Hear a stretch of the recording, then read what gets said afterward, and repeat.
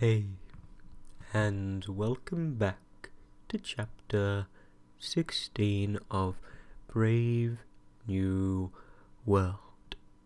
This is chapter 16. The room into which the three were ushered was the controller's study.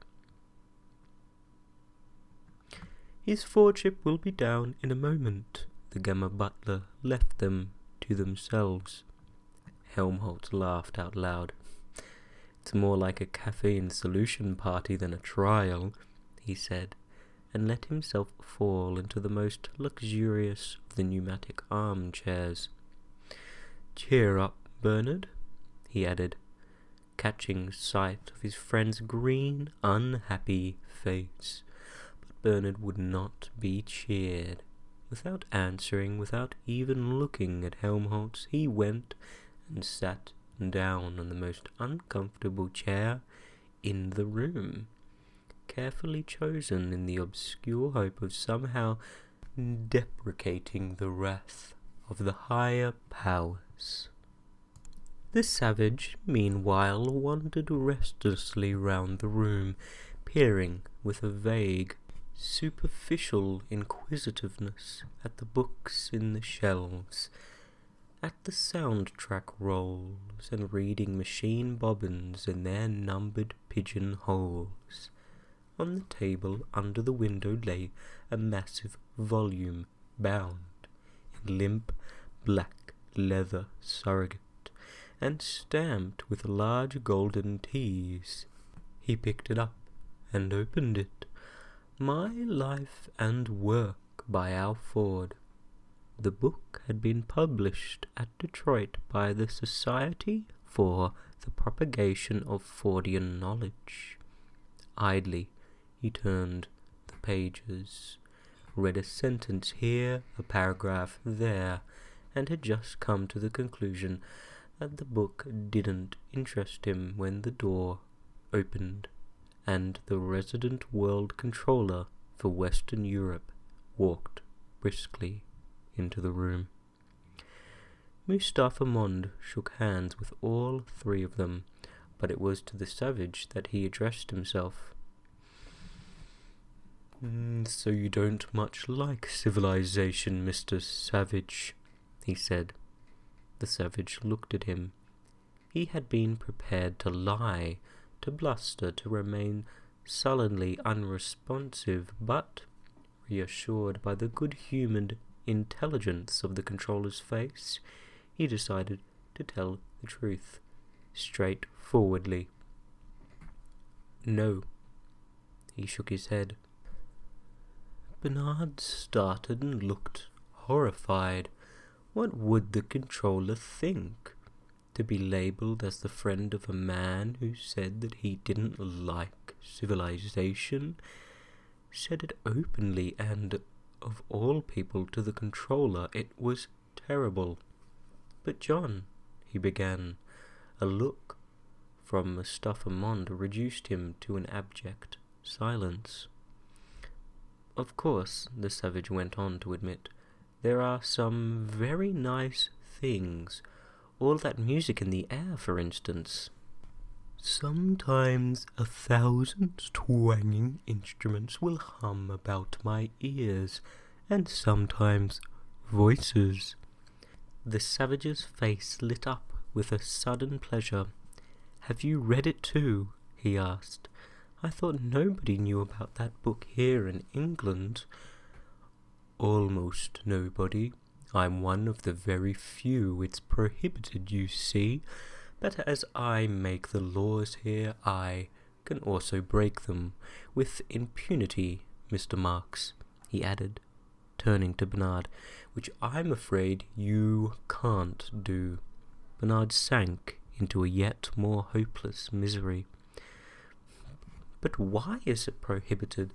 Asked the savage, in the excitement of meeting a man who had read Shakespeare.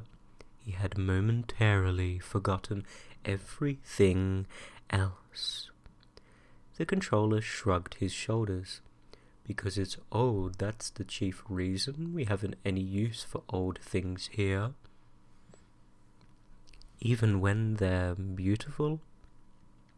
Particularly when they're beautiful.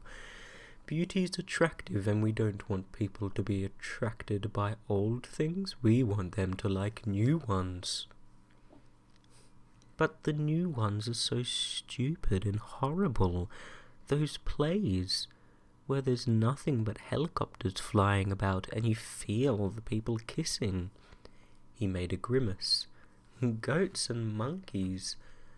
Only in Othello's word could he find an adequate vehicle for his contempt and hatred. Nice, tame animals, anyhow, the controller murmured parenthetically. Why don't you let them see Othello instead? I've told you it's old. Besides, they couldn't understand it. Yes, that was true. He remembered how Helmholtz had laughed at Romeo and Juliet. Well then, he said after a pause, something new that's like Othello and that they could understand. That's what we've all been wanting to write, said Helmholtz, breaking a long silence.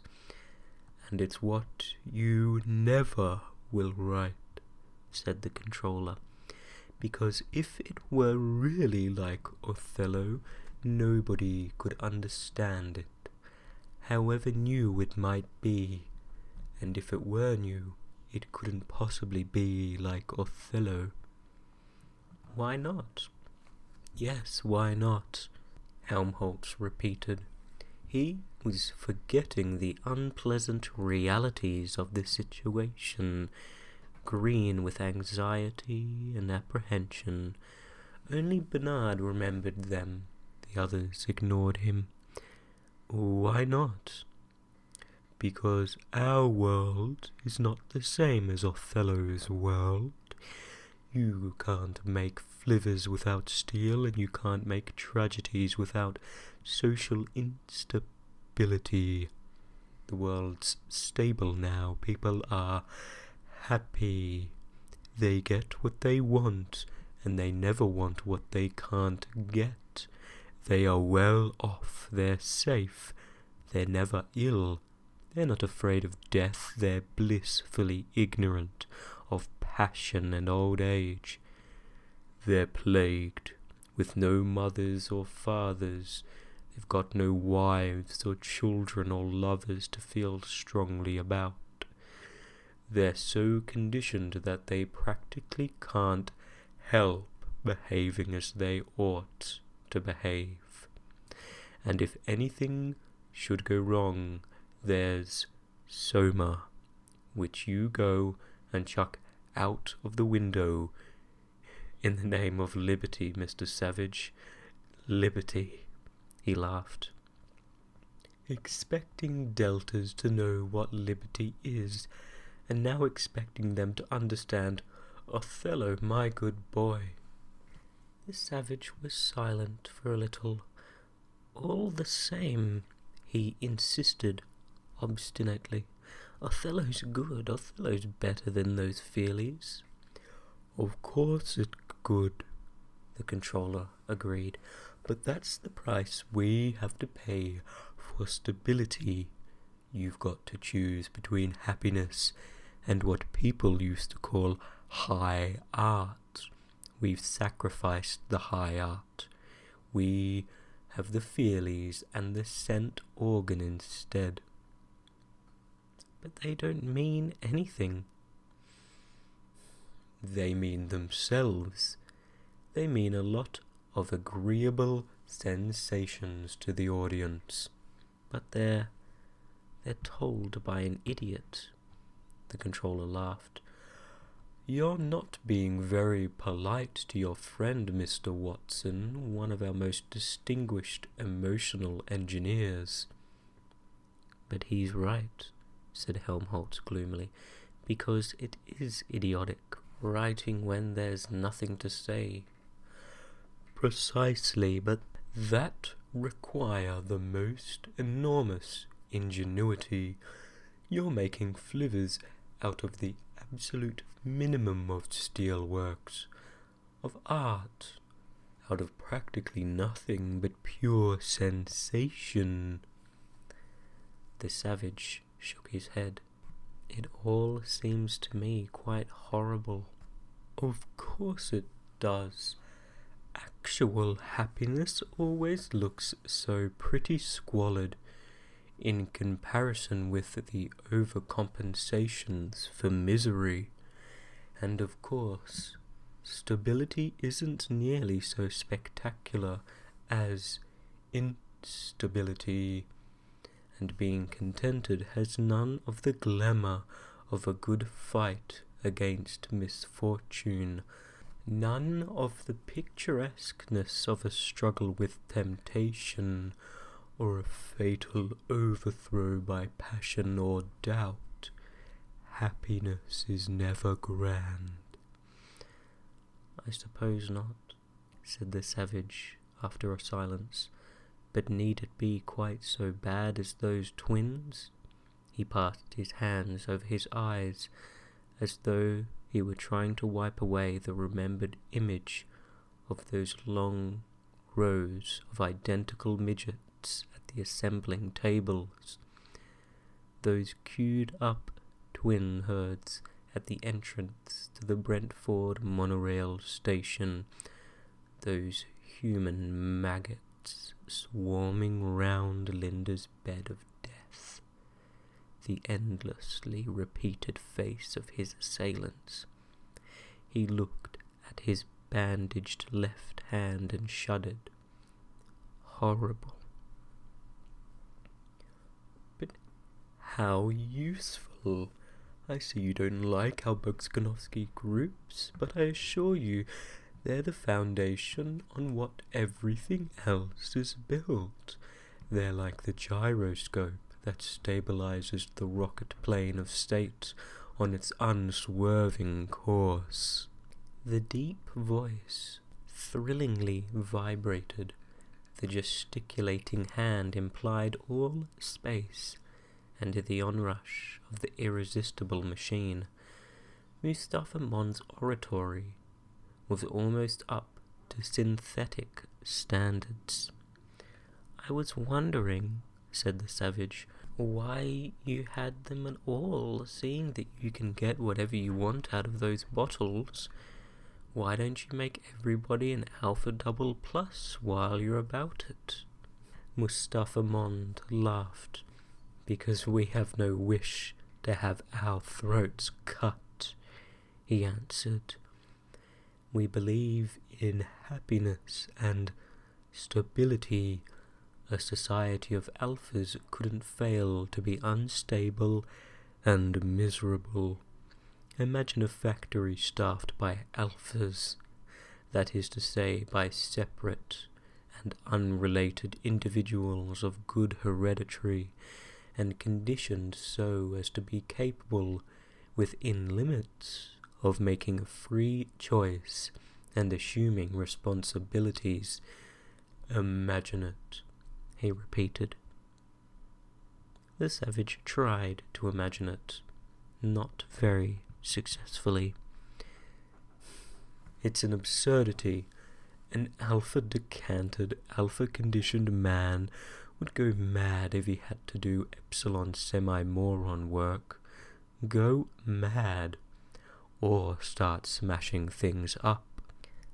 Alphas can be completely socialized, but only on condition that you make them do alpha work. Only an epsilon can be expected to make epsilon sacrifices for the good reason that for him they aren't sacrifices, they're the line of least resistance. His conditioning has laid down rails along which he's got to run. He can't help himself, he's foredoomed. Even after decanting, he's still inside a bottle, an invisible bottle of infantile and embryonic fixations. Each one of us, of course, the controller meditatively continued, goes through life inside a bottle. But if we happen to be alphas, our bottles are, relatively speaking, enormous. We should suffer acutely if we were confined in a narrower space. You cannot pour upper caste champagne surrogate into lower caste bottles. It's obvious theoretically, but it has also been proved in actual practice. The result of the Cyprus experiment was convincing. "What was that?" asked the savage. Mustafa Mond smiled. "Well, you can call it an experiment in rebottling if you like. It began in AF 473. The controllers had the island of Cyprus cleared of all its existing inhabitants and recolonized with a specially prepared batch of 22,000 alphas. All agricultural and industrial equipment was handed over to them, and they were left to manage their own affairs. The result exactly fulfilled all the theoretical predictions. The land wasn't properly worked. There were strikes in all the factories. The laws were set at naught. Orders disobeyed. All the people detailed for a spell of low-grade work were perpetually intriguing for high-grade jobs, and all the people with high-grade jobs were counter-intriguing at all costs to stay where they were. Within 6 years they were having a first-class civil war. When 19 out of 22,000 had been killed, the survivors unanimously petitioned the world controllers to resume the government of the island, which they did, and that was the end of the only society of alphas that the world has ever seen. The savage sighed profoundly. "The optimum population," said Mustafa Mond, "is modelled on the iceberg 8-9 months below the waterline, 1/9 above." "And they're happy below the waterline?" "Happier than above it. Happier than your friend here, for example." He pointed. "In spite of that awful work?" "Awful? They don't find it so. On the contrary, they like it. It's light. It's childishly simple, no strain on the mind or the muscles.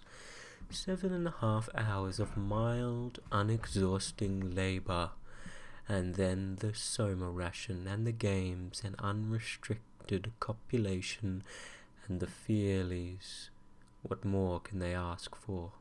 True," he added, "they might ask for shorter hours, and of course we could give them shorter hours.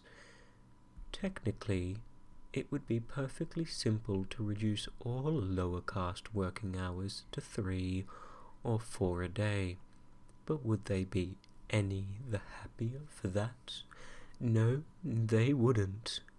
The experiment was tried more than a century and a half ago.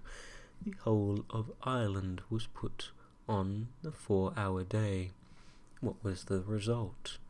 Unrest and a large increase in the consumption of soma, that was all. Those 3.5 hours of extra leisure were so far from being a source of happiness that people felt constrained to take a holiday from them. The Inventions Office is stuffed with plans for labour-saving processes, thousands of them.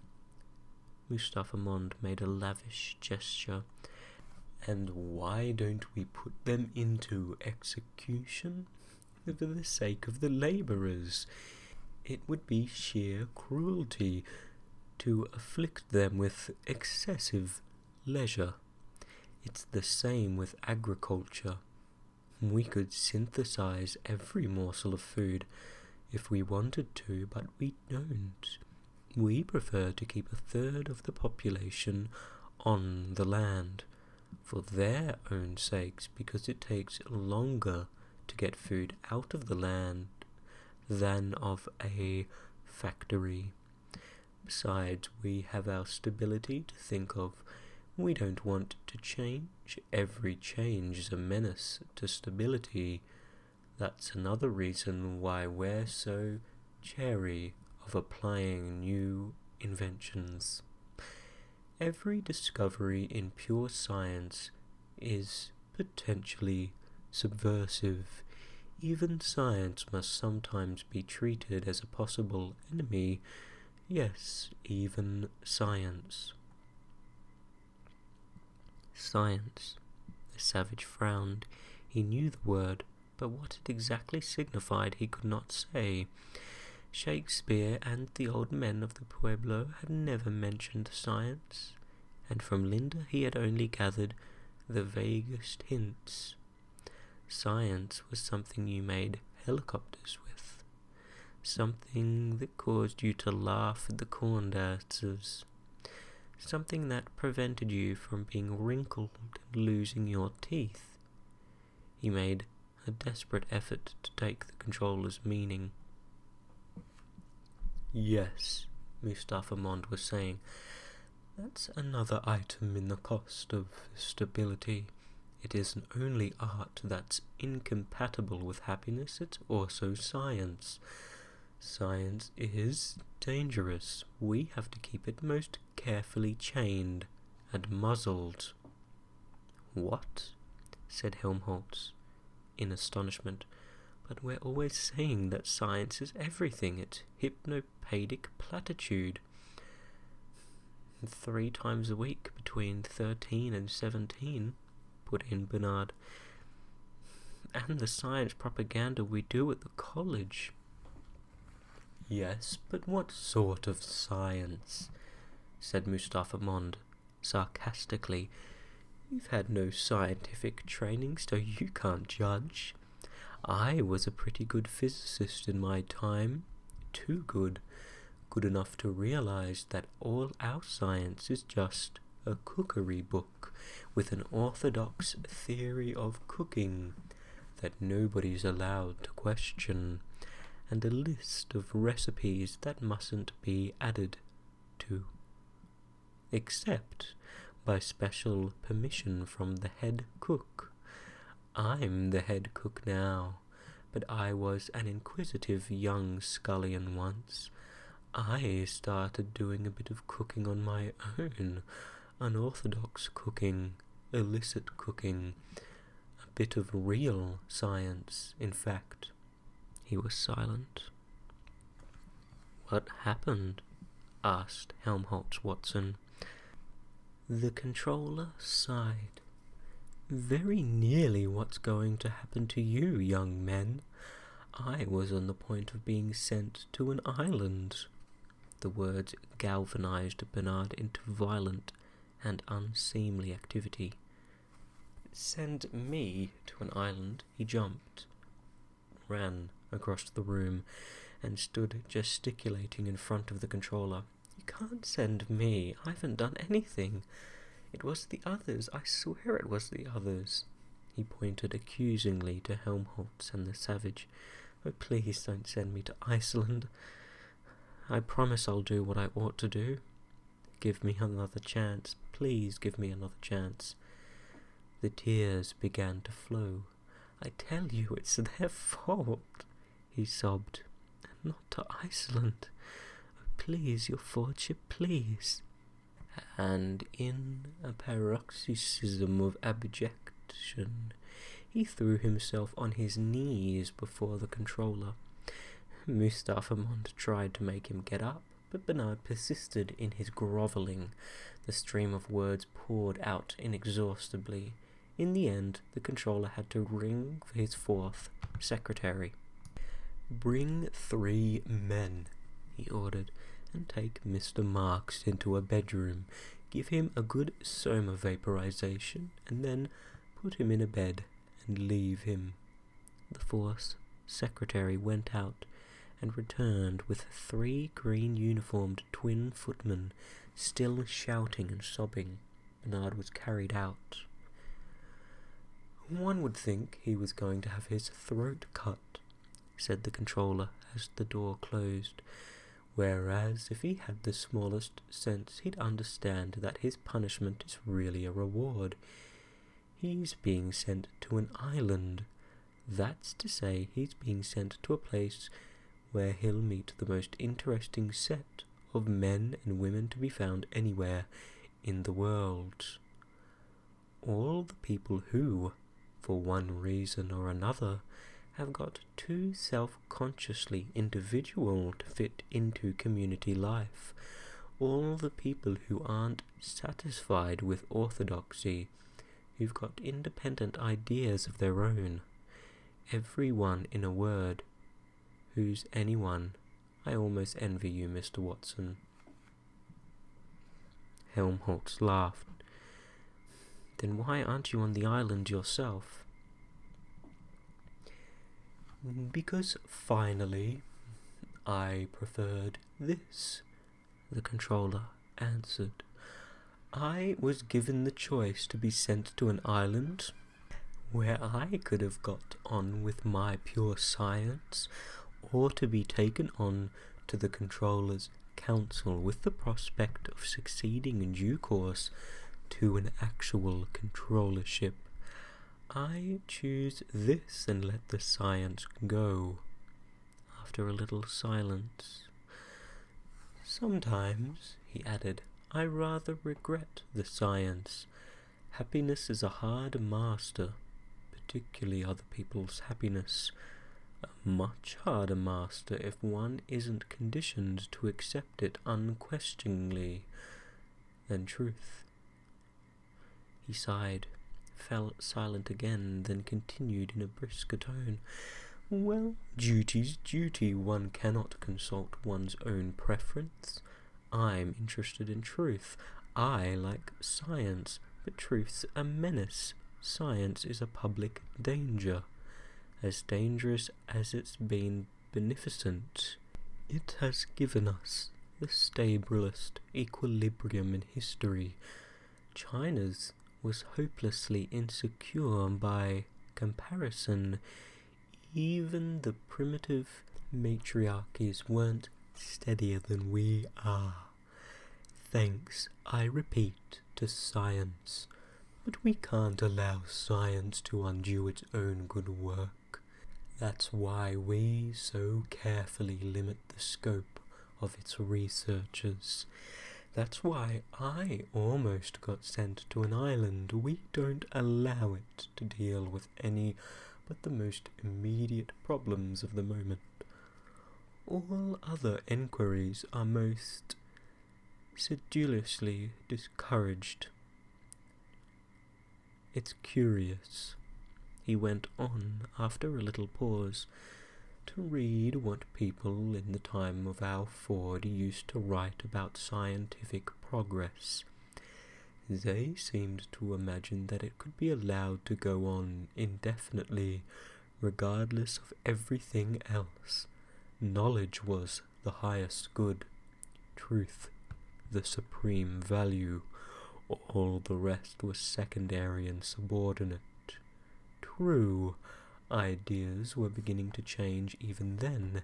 Our Ford himself did a great deal to shift the emphasis from truth and beauty to comfort and happiness. Mass production demanded the shift.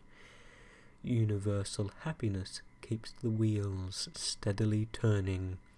Truth and beauty can't, and of course, whenever the masses seized political power, then it was happiness rather than truth and beauty that mattered.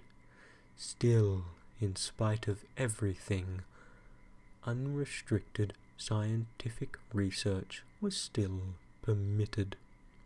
People still went right on talking about truth and beauty as though they were the sovereign goods, right up to the time of the 9 Years' War. That made them change their tune all right.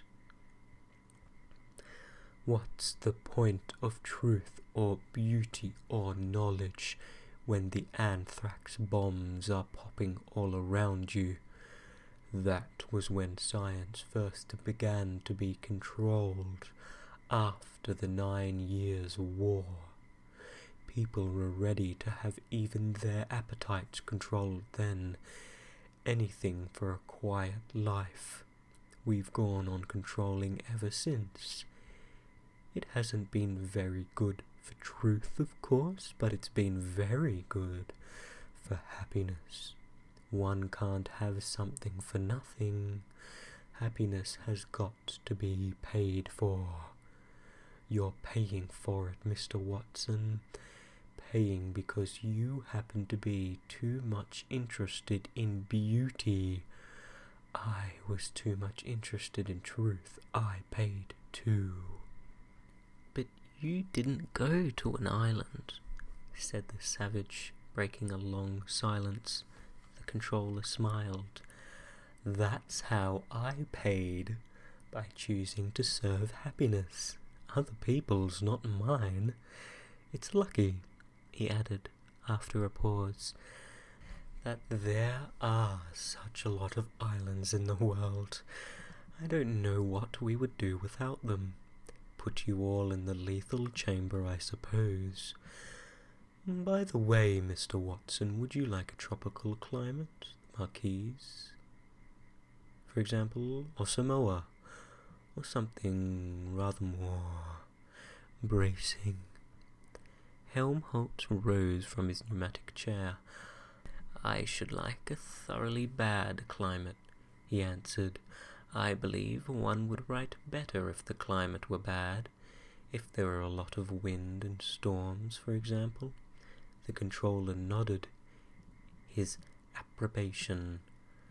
I like your spirit, Mr. Watson. I like it very much indeed. As much as I officially disapprove of it, he smiled. What about the Falkland Islands? Yes, I think that will do, Helmholtz answered. And now, if you don't mind, I'll go and see how poor Bernard's getting on. And that is the end of chapter 16 of Brave New World. Thank you for listening to another chapter. I'm very grateful to have you here. I hope that you got to have a pause and a rest and a reprieve and a stop from your worries. And good night.